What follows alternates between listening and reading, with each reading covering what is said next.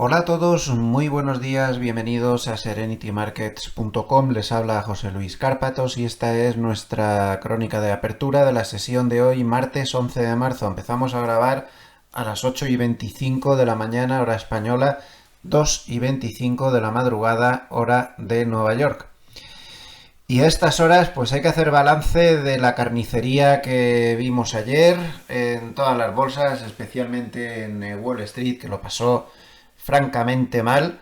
Y aquí ya no valen historias. Ayer sí que se vio pánico, ayer sí que se vio mucho miedo. Posible capitulación, pues podría ser, desde luego, miedo todo el del mundo. Además, un miedo que se extendió posteriormente después del cierre, porque se cerró más o menos en estos niveles que vemos ahora en el futuro, pero si se fijan, durante la noche volvió a darse otro batacazo de 70 puntos. El mínimo de la noche está en 5.558.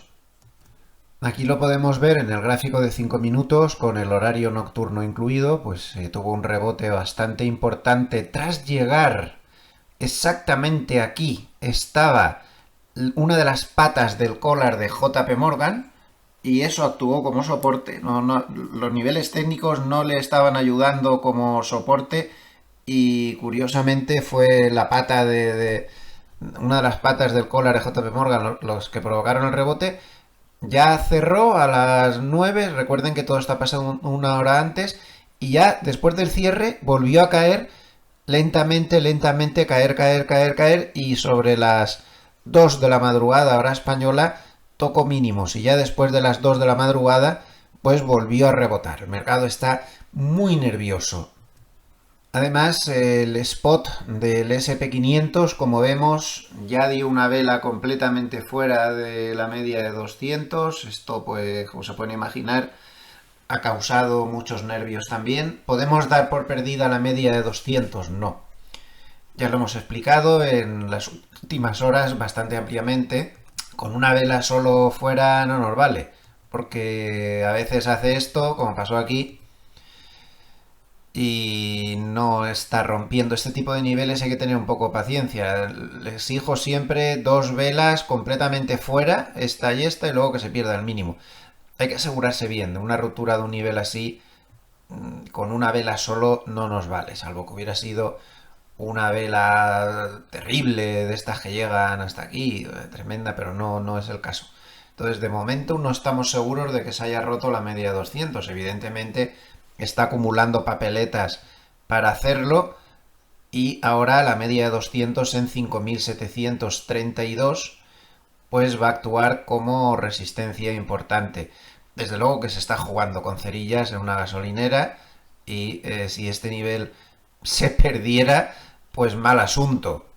En los últimos años ha hecho hasta dos intentos de pérdida que no valió. Fíjense también, esta ocasión ya se lo he mostrado, pero fíjense en esta, en el 2023, o sea, la anterior me refería. Esta ya se la he mostrado.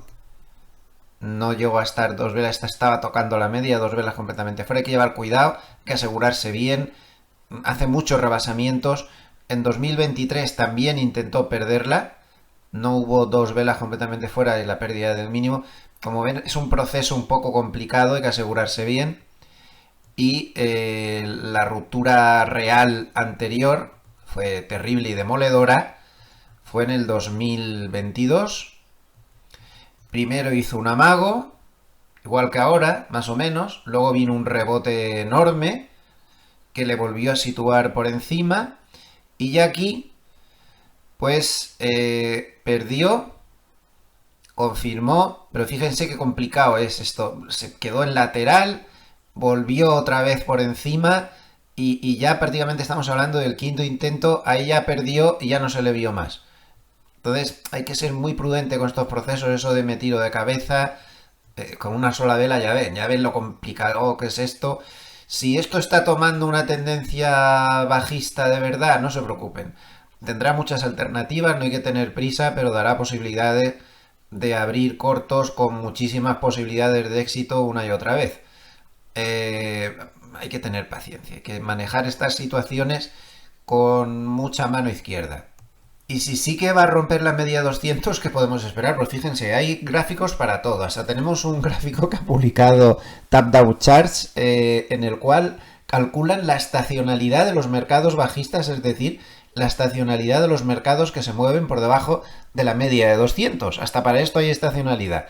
Bueno, pues cuando un mercado está así, en ese plan, tiende a pararse en la caída durante marzo, abril, mayo, mediados de mayo, y a partir de mediados de mayo la estacionalidad empeora y los grandes castañazos, aparte del primer tirón, que es lo que ya habríamos vivido si estuviera rompiendo la media 200, los grandes castañazos se los da entre abril y ya prácticamente finales de año, hasta octubre. En octubre suele haber un rebote, pero desde mediados de abril hasta mediados de octubre es cuando vienen estacionalmente en los mercados bajistas las caídas demoledoras.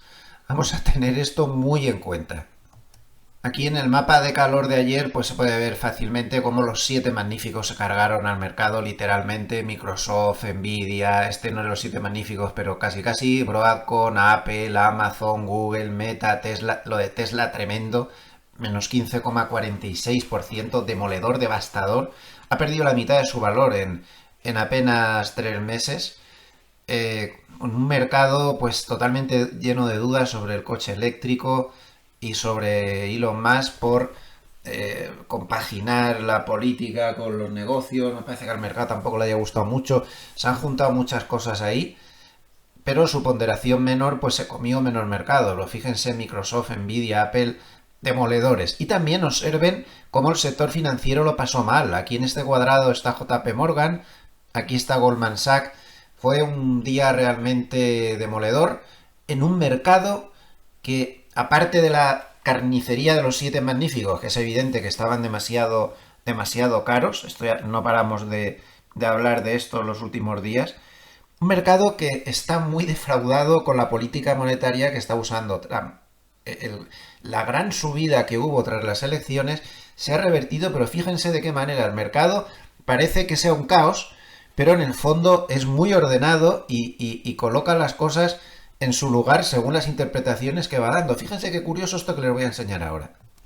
Esto es un cálculo que ha hecho la firma de análisis Bespoke, en la cual se ve que si nos vamos al Russell 1000 y nos fijamos en los 20 valores que lo hicieron mejor tras las elecciones, es decir, los valores que más se habían beneficiado por la victoria de Trump, pues imagínense lo que ha pasado. Los han machacado literalmente. Desde el 19 de febrero, los 20 valores que más ganaron por las elecciones han tenido pérdidas devastadoras. El que más ganó con las elecciones se ha llevado un menos 39% en muy pocos días. El segundo que más ganó el menos 51,8%, el tercero menos 31,3%.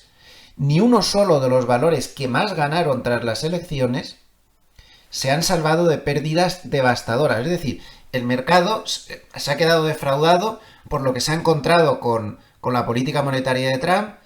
Le está poniendo muy nervioso la política arancelaria, que es un poco caótica y un poco difícil de ver por dónde puede ir.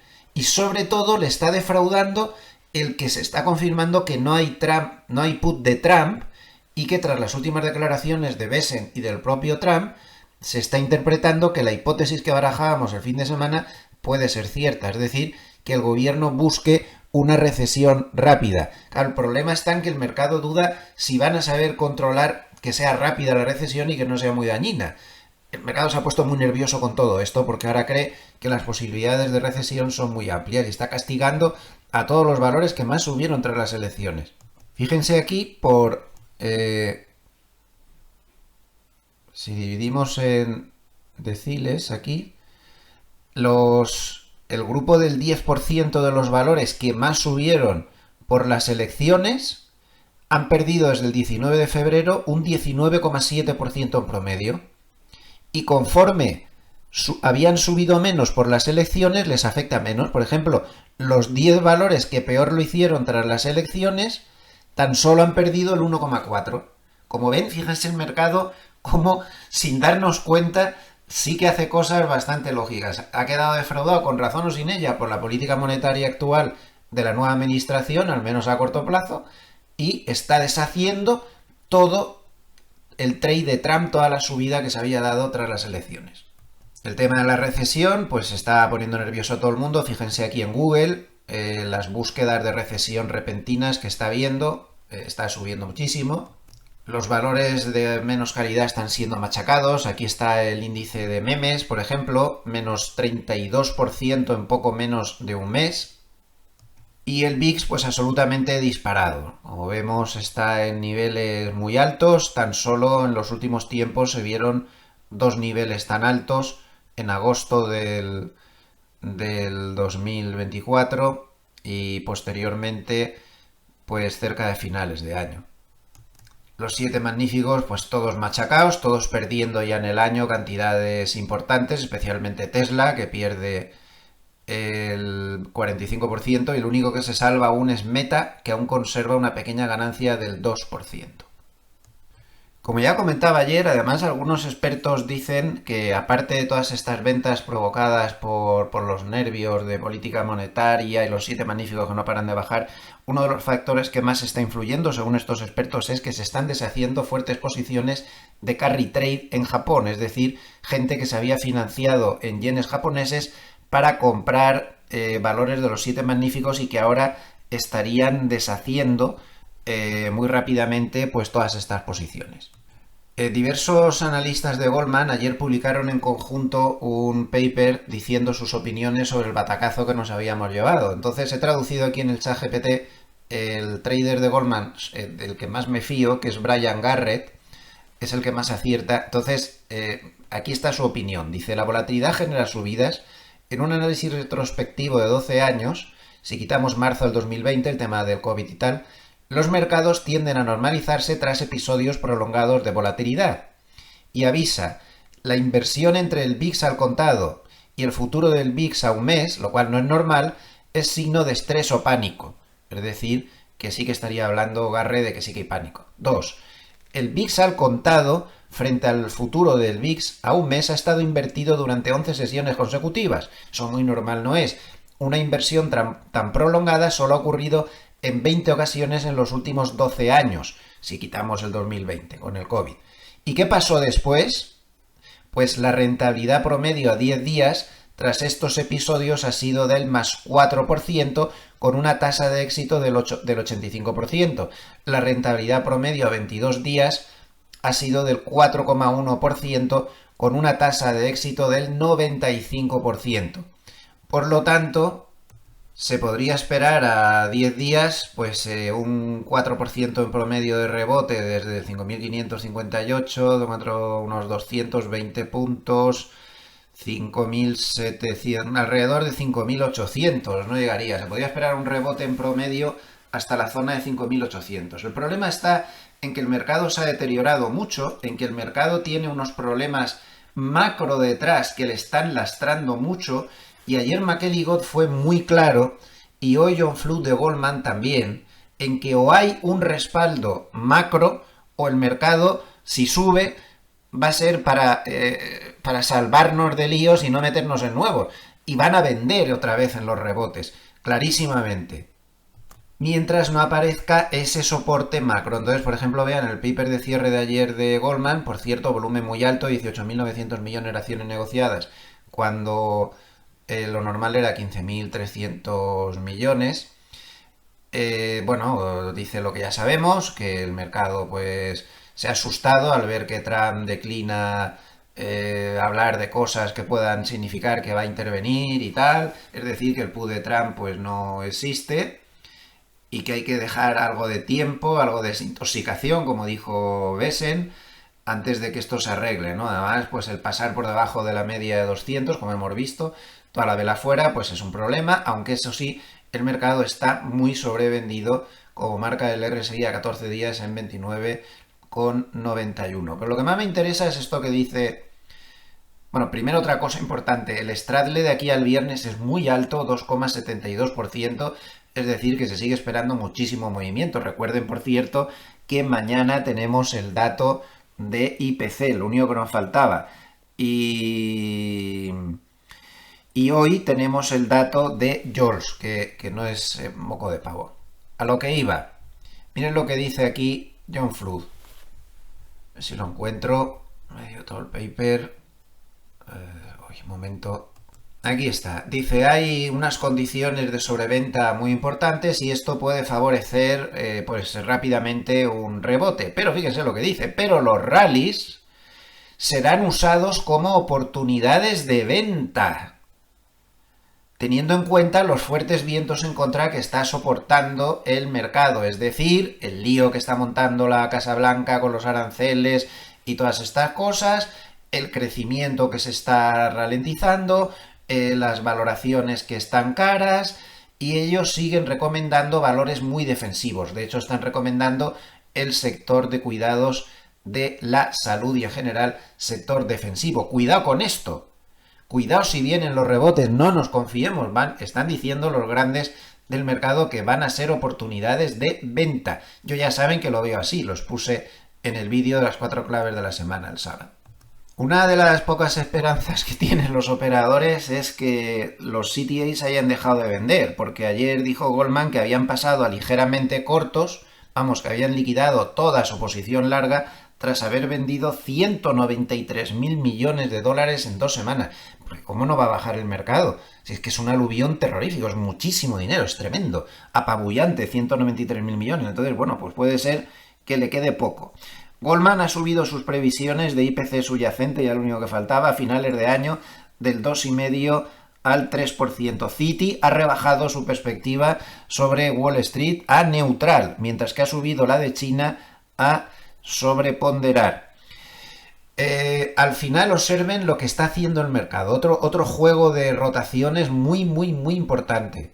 Fíjense la cesta de valores que se ven más favorecidos por la estanflación. Es decir, crecimiento débil, inflación tensa. Pues se está disparando literalmente al alza. Más claro, agua.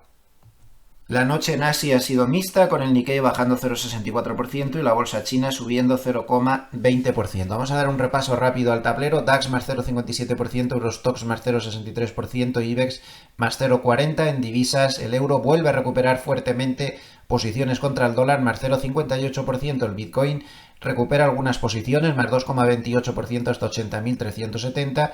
El boom baja, pero de forma moderada de nuevo, menos 0,23%, pero los bonos americanos a 10 años suben 0,14% y la rentabilidad sigue muy baja en 4,19%. El S&P 500 sube 0,13%, el Nasdaq plano, Russell sube 0,48%, el oro sube 0,22 hasta 2.905 y el petróleo sube 0,29 hasta 66,23.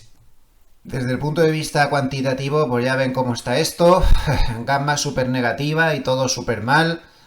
5.614 es el cierre del S&P 500, siguiente soporte en 5.600 y más abajo ya no se lo encuentra hasta el 5.500. Siguiente resistencia en 5.700, de momento no está cercano a ningún nivel a partir del cual pueda cambiar el régimen, está todo muy lejano. Para ver niveles de respirar hay que irse a las opciones 0DTE que nos dan pistas más a corto plazo. Bueno, pues estamos aquí, soporte en 5.600, por debajo agua hasta 5.500, alarma roja.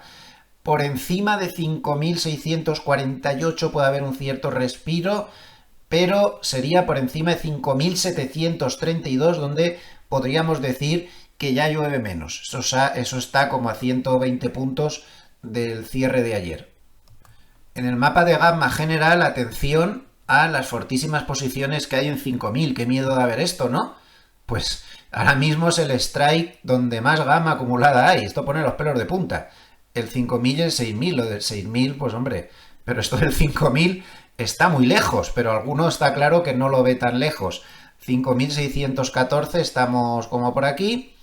Resistencia 5.700, 5.750. Bueno, estamos en una zona de mucho lío. 5.600, 5.500. Tienen todos los datos. Si les ha gustado este vídeo, les agradecería mucho un like o que se suscriban al canal si aún no lo han hecho. A nivel de vídeos personales, pues les espero dentro de unas horas con la crónica de media sesión. Muchísimas gracias a todos los amables escuchantes por estar ahí. Les deseo que pasen una muy buena jornada. Saludos desde Suiza. Gracias.